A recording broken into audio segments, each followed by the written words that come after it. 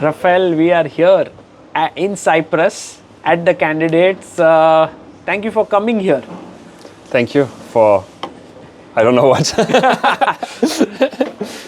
for all the work we do together. Yeah, it's been amazing that we've had this very nice partnership together for the candidates. Yeah. You are the one who has founded, or one can say co-founded, if there are more founders. I want to know all about it. Yes. Lotus Chess app. And this app is slowly and steadily getting very popular. It has close to 400,000 downloads. And it's used by players to improve their chess. Exactly. And so I want to kind of begin a little bit from this place where I can see a lot of enthusiasm and love for chess in you. So it has to come from maybe somewhere in your childhood.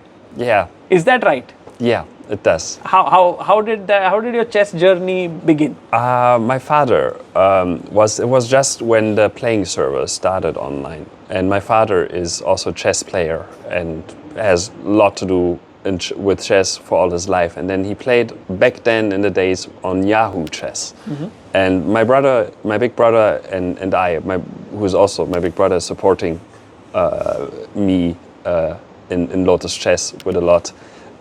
We were watching over the shoulder of my father. So your father was like a strong player? He's rated around 1800. Okay. You know. Then we asked him, like, what is this? And he said, oh, it's only a game for adults. And then he got us through this, and that's where our chess journey started. I was 4, he was 5, my brother. Wow. And your father had like this, made a chess computer, is that true? Yeah. My father was, in the 70s, he had access also to, when the first computer, you know, like started to get a bit bigger, he had access to some university computers through his father. And he started to develop a chess computer, a chess algorithm that was basically one of the first chess engines in the world that were trying to find the best moves. This was in 1970s? 70s, okay. Yes. And he developed it further and further. I don't know the whole details of the story, but it's called Mephisto. Mephisto. Yeah. I somehow know the name. I don't know. It was popular. Yeah, it was very popular. Like, I think from people from back in the time, they really know about that computer, and like, because it was also made into some hardware piece where you could play against it, and it had like magnetic sensors, and it knew the moves, and it told you, okay, now I'm playing this move against you. Wow. And you have like these red lights on the board going up. And it was fairly strong for that time. It was about 1400 ELO, which for the computing power they had back then is quite something. And so he basically got this chess bug in you and your brother. Yes. And then both of you started playing. Mm-hmm. Did you get like good at it, very strong at it? How was it? How was your chess journey? So my brother and I, for the age, were, I would say, pretty strong. Like at the age, because we just started so early and we just had each other to compete. And back then in Bavaria, in Munich. So you didn't live in Berlin back then? No, I live in where the Oktoberfest, the beer festival is from, like the city I lived in. And we played a lot of tournaments in Bavaria, and we won a lot of trophies back in the days.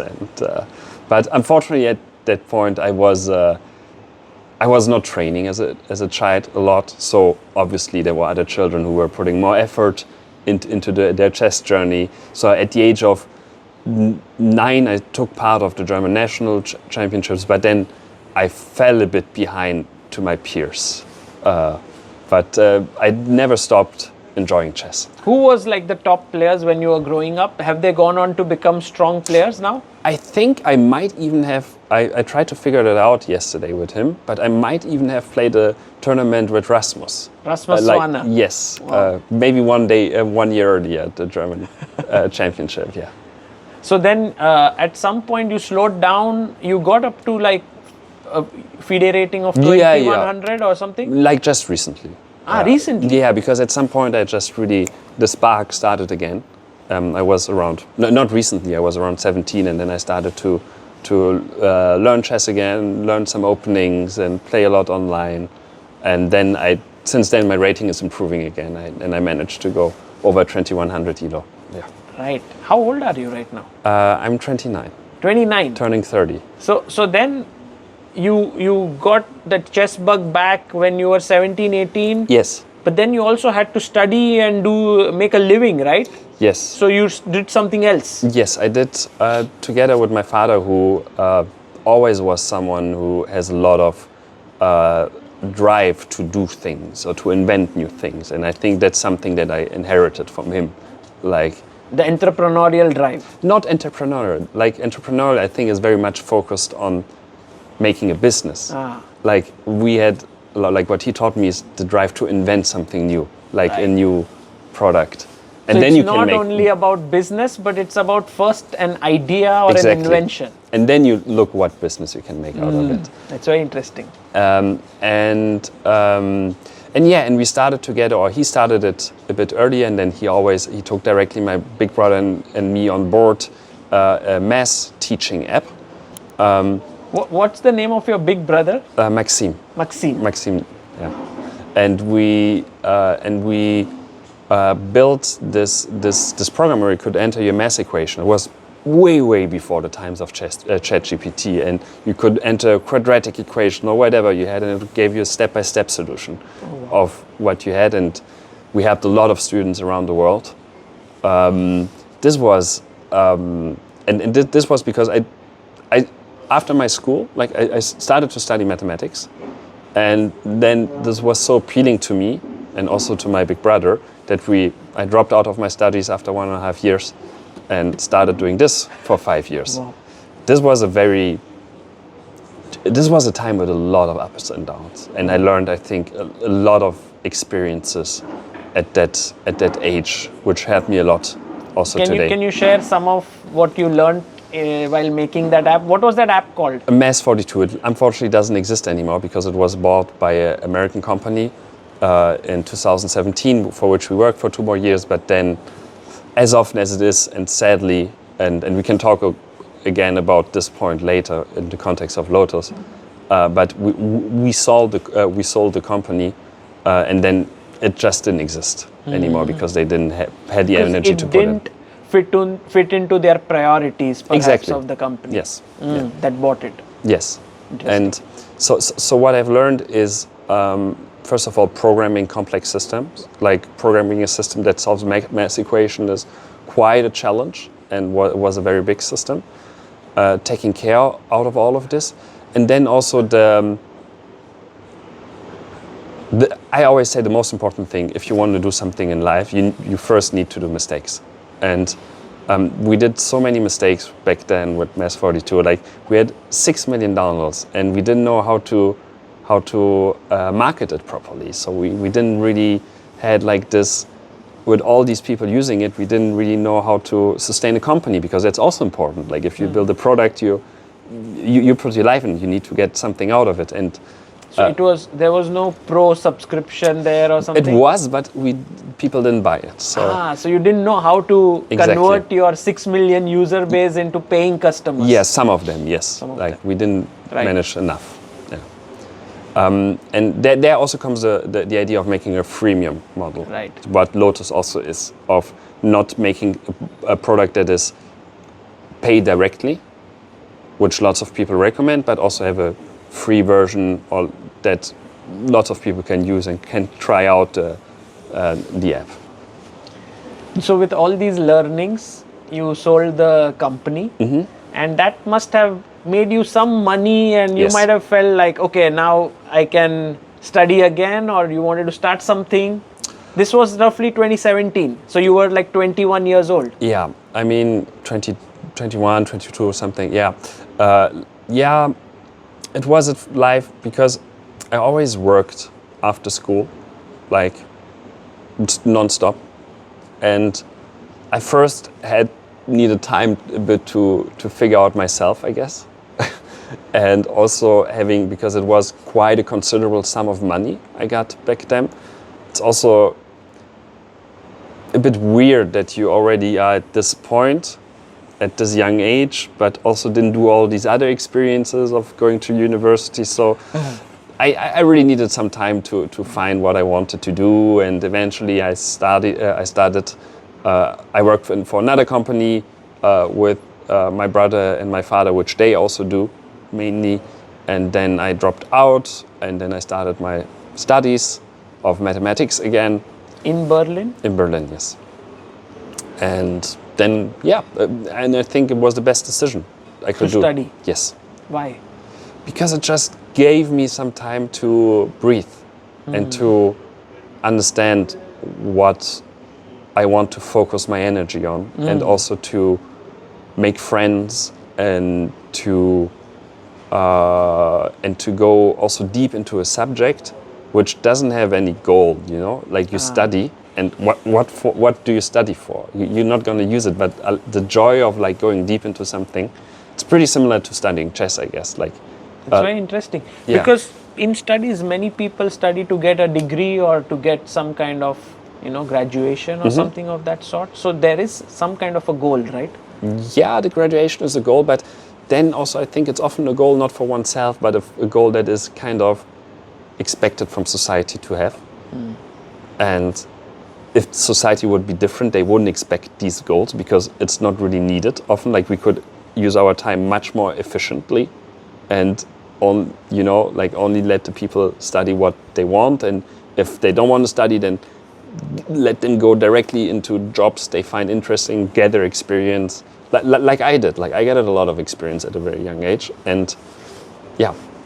So then when you, with this approach of yours, you were not like, oh, I have to finish all the years of my education. So at some point when you did like 2-3 years, you were already thinking about what next to do work-wise. No. No? No. You finished it? No, I didn't finish it. I was not thinking of what to do work-wise. I was thinking about maybe going into research.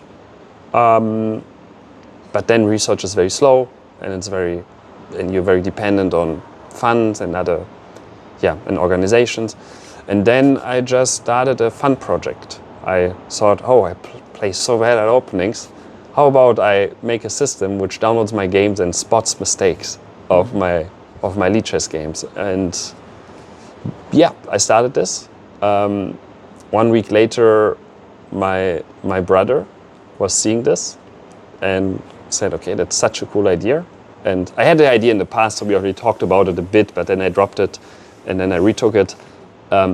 And then, since then, I said, okay, maybe I do my bachelor thesis, maybe I push it to the winter, or like to a bit later. And so I just started Lotus, and I never stopped.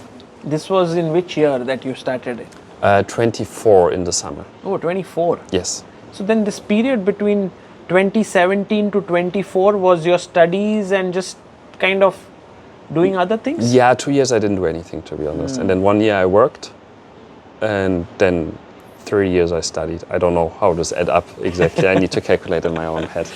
So then you started this Lotus Chess app, which just began as something to, because you were good at openings, you wanted to build something that could see your games or something? I was bad at openings. You were bad, not good. Yeah. And then I wanted to. So you wanted to get better. So exactly. You put your lead chess games in it. Yes. And then it analyzed. This is like before the times of AI.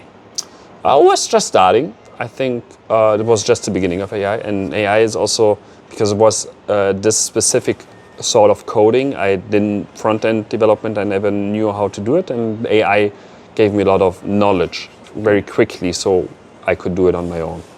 And then you made the app,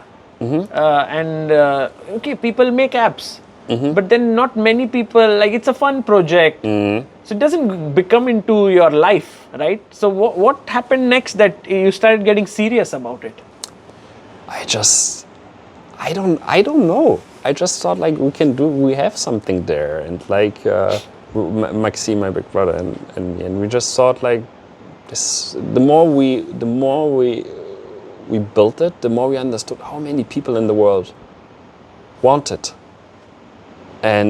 or need it, or would enjoy something like this. And then It's a very good point because we were very, very skeptical at the beginning that this could work. Like, I mean, I invested like 9 months before we launched the first version, and I was very skeptical if it could work.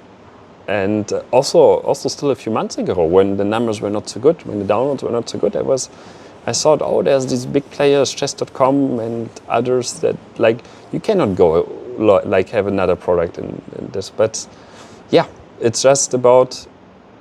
It's important to be skeptical, because if you're not skeptical, then you don't try to solve the problems that may help you to get to where you want to go. You need to be skeptical, but you also need some bit of optimism to keep you going. Yeah. You need to believe in what you're doing, at the same time have some skepticism. Yeah, I think that's called positive realism. Yeah, to mix both of them.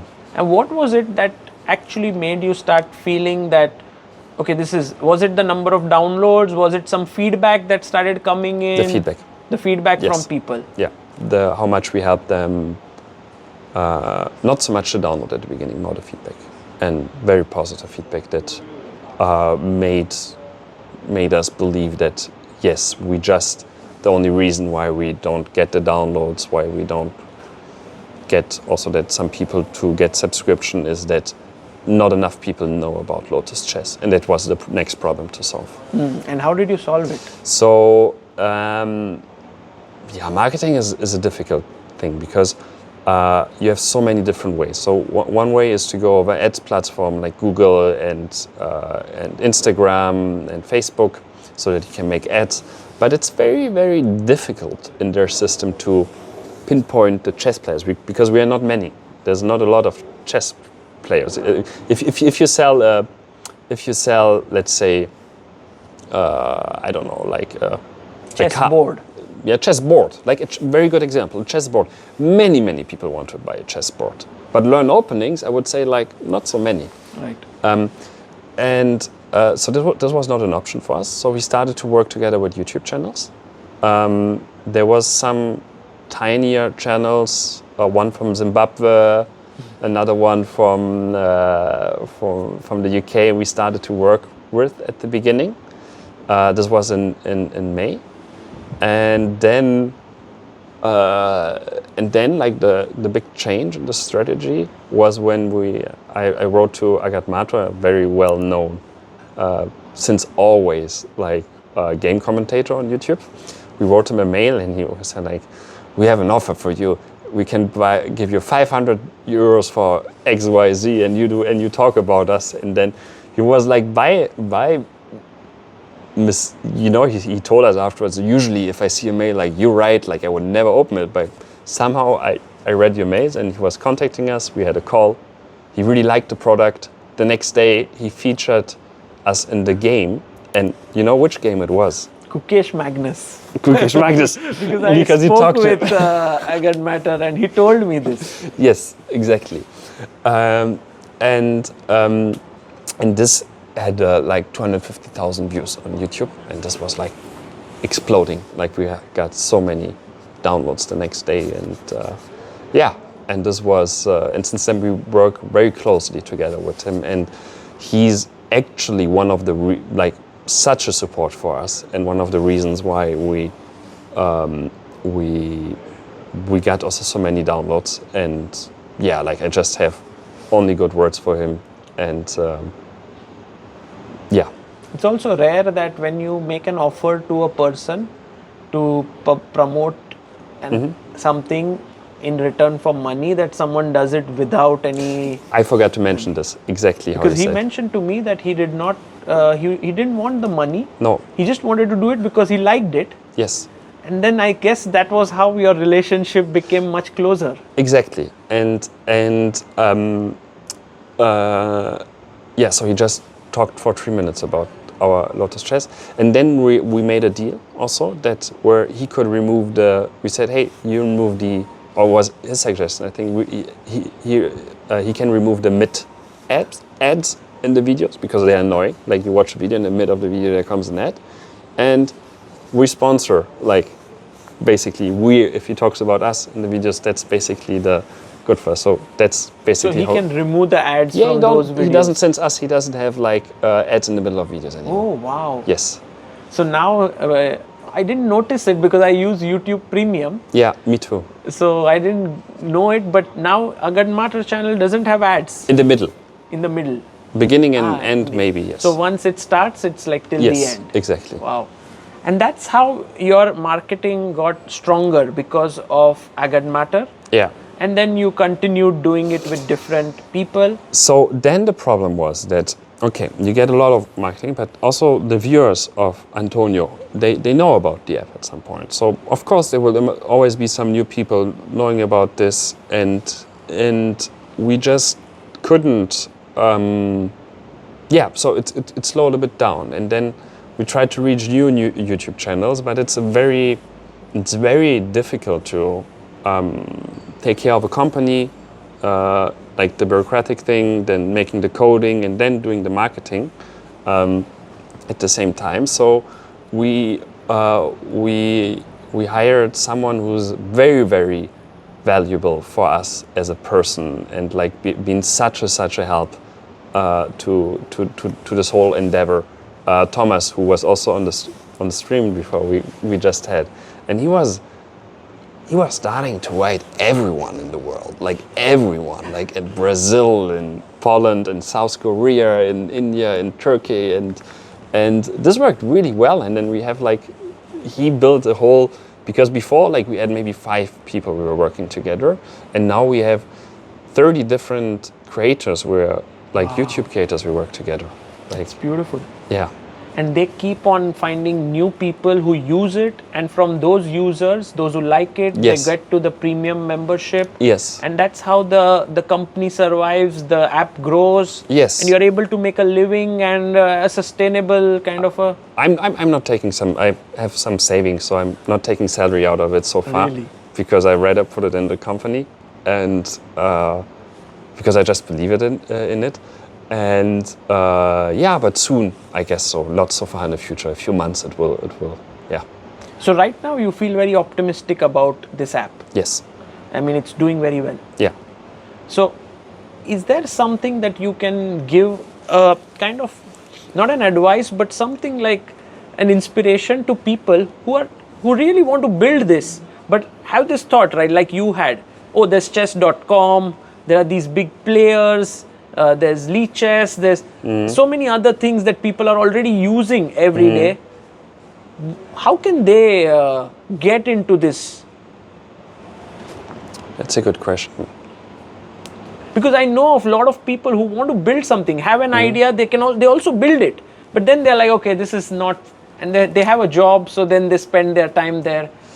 Yeah, so first of all, is like the first question is what you build. So it's important that you build something that really solves a problem, and that makes something so much better that people, or like invent something, like either better or invent something so that people really have a benefit out of it that they cannot find anywhere else before. So there should be a differentiator. A differentiator, and that's the most easy in the things. I'm a chess player. I knew how to do it in chess. I wouldn't know how to do it in other things. So that's the first advice. Do something in a domain where you're active on your own. And then I was very lucky because I'm a programmer myself, so that I could build it. So and this is often because most projects are at some point based on IT. So this is often a problem. So gathering skills in this domain is, I think, either through someone who joins the project, so that you taking over the business, the vision, the designing, and someone else is programming it. Yeah, either someone joins and then has these programming capabilities, and that needs to be like co-founding then, I guess. I think that's something that is very important, that everyone at the start gets motivated to do it. And this person needs to believe in it as you do believe in it. That's also an important point. Or you do it on your own, the programming. That's the second thing. And once you start doing it, is reiterate. Don't build something We could have launched in January already. We decided against it because the product was not finished. We worked for 6 months. We really wanted to launch everything, but you need to, and again, like comparing it to chess, it's like if you have a move, like someone told me as a child, sit on your hands before you do a move, because you need to be careful. You don't want to do mistakes, and think about the choices you do, and try to make it so that your gut feeling is that yes, it's going to work out. That's, I think, the 3 advices. Amazing, amazing. And you come across as someone who just loves to build. I mean, money is a byproduct for you, or it keeps things sustaining. Like, you also invested and maybe helped people in Africa. You're taking on some very interesting projects. Can you share something about it? Yeah, I mean, yes. So there was this guy who wrote Agadmator and wanted to organize a tournament from Nigeria, and he asked for some funds, and then like there was some. I wrote him, and he's a friend now. But at the beginning, you need to, especially if you try to help, you need to have a little bit of, oh, I don't know if it's going to work, and just trust people and take the risk of it maybe not working. And then we just wired him like 200 euros, and then he rented a library in his village. He went through all the schools around it. He convinced the parents to send the children there. We ordered chessboards from China that get delivered to Nigeria, to the countryside, within a month. And then he just started teaching there, and it gets bigger and bigger. And they have like a lot of, like 200 or like maybe 150 or 200 children that are joining this program. And what always fascinates me is that the whole thing of doing such a thing, it's not a money problem. Money is like because this costs us about like 300-400 euros per month, which for the effect you see, for the amount of people we're helping. We also, for some children where the parents are a little bit skeptical, we buy school books so that the parents let their children go and go to this. And it's just an organizational thing that you need. So we are very lucky that we have Abdul there, who's like starting this project there. And we just had a new idea together because it always lives from these single people that drive something. Like, how can you multiply it? And our idea was like, okay, you have some of these kids, they're 17. They're going to turn 18 soon. What's a salary? What's a good salary like for them in Nigeria? 15 euros a month. Good. We pay them 15 euro a month. They become chess teachers. Nice. And they teach 50 children and so. And so it's a self-sustaining model. We try. We hope that we get further with it. It's a bit also for me, I must say, a bit of a struggle because it's also another project we need to take care of. There's so much to handle at the same time. But yeah, and one goal for us, I will not say that I'm like someone who will, when I earn money, that I will, like give 100% of what I earn away, like also as a company. But in Lotus, like, a philosophy we have is that we want to give a considerable amount into charity long term, especially if we earn more. And that's also a reason why we don't have any investors into Lotus, because that might not work with them. But I want to be careful about this because we're not there yet. And it's just also a bit of a dream of me to also do a bit more there. You have an intention, and I believe it would work. I hope so. You speak about trust and trusting people. How do you decide whom to trust, whom not to? Is there some kind of a litmus test, or is something that you see in people that you decide to trust them?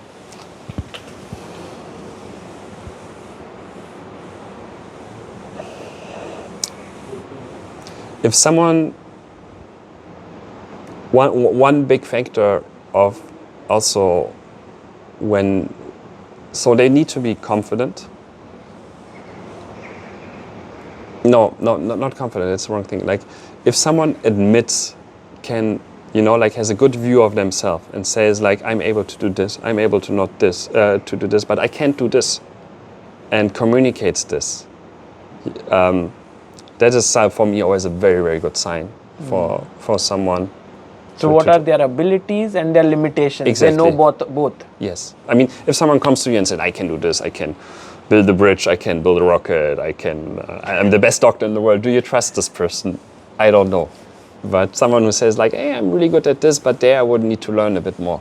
Like, and then obviously a general vibe, like where you just have a gut feeling of someone. Yeah. You also are someone who takes very careful steps, right? Like, you are a team of maybe a very small team. Also, if you go to the app, Lotus Chess app, the design is not like wow or anything of that side. It's very minimally designed. So all of this shows that you are very much focused on the functions, the functionality, Yes. and not trying to expand rapidly or anything of that sort. No. I mean, we want to expand rapidly, but also in a good way. That it's not that we don't build too much features, and then at one point, if we're an app with like 100 features and they all need to fit in one app, it's a little bit hard to. Okay, where can I find the openings? Where can I find the gameplay? Where can I find the puzzle work? And then, or there's, it can be too much. Right now, on the bottom of the screen, you can see like openings, puzzles, and endgames. Yes. So it's very clear. Exactly. There. You don't have to find it inside some menu. No. And there's also some tension point in the last days or last weeks with my brother, where he wants to menunize it a bit more, and I want everything clear on the bottom. So, yeah. So it's an ongoing process. Always. And this would happen. What would be your goal with this app in general? Like, would you like to keep doing this all your life? Would you want like millions of people to use it? That would make you happy. What would make you happy? I mean, that's a good question. I think in this context, what would make me happy is if we have a lot of users around the world and that enjoy Lotus, that learn chess through Lotus, that play against each other someday, and just, people that enjoy using Lotus, and on the other side, building a bit more in the community, like not only in the app, but around it also.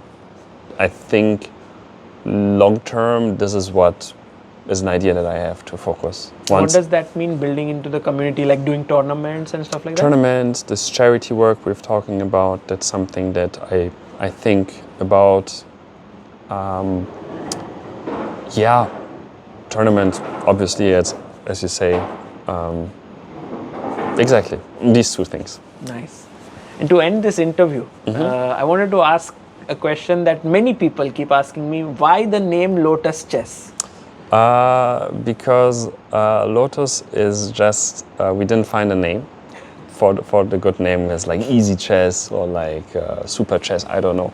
And then we just decided, because my brother had a logo that was designed of the like 2 years ago. This is your younger brother? Older brother, Maxime. Maxime had Yes. done it, okay. And he was just suggesting, hey, I have this amazing logo, how about we name the app after this? And that's how the app came to be. And and then we called it Lotus Chess. Beautiful. Well, Raphael, thank you so much for your time and for sharing your story, sharing a lot of your insights, advice to people out there. And I hope that Lotus Chess keeps growing and you keep making this chess community even more beautiful. Thank you, Saga.